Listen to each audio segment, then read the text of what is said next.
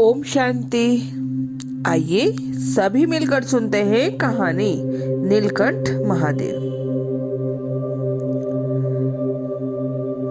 श्रावण मास में भी क्यों मनाते हैं शिवरात्रि।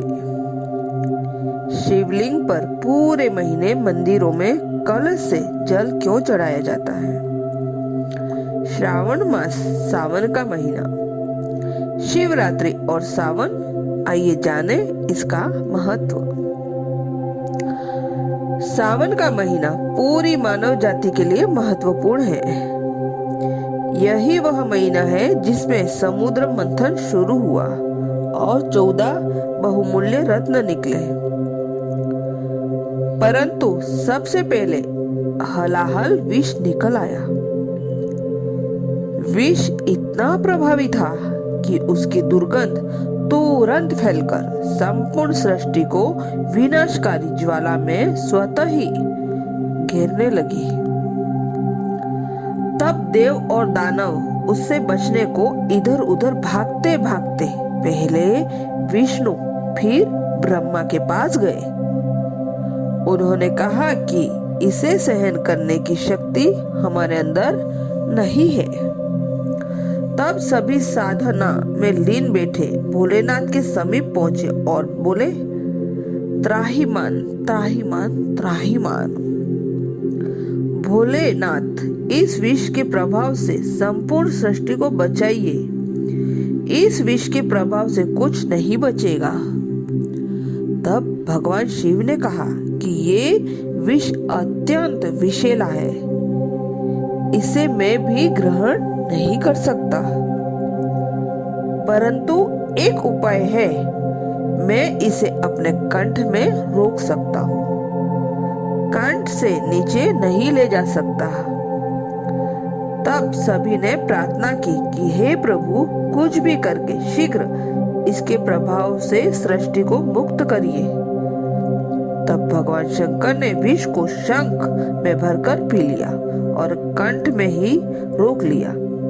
परंतु विष की ज्वाला से उनका कंठ नीला पड़ने लगा और वो इधर उधर बेचैन होकर घूमने लगे।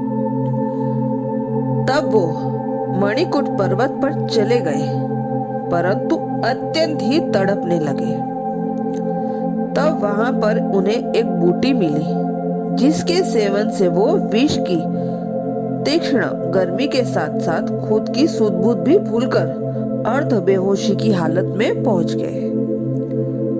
मणिकूट पर्वत पर ही वह स्थान है जिसे आज नीलकंठ के नाम से जाना जाता है।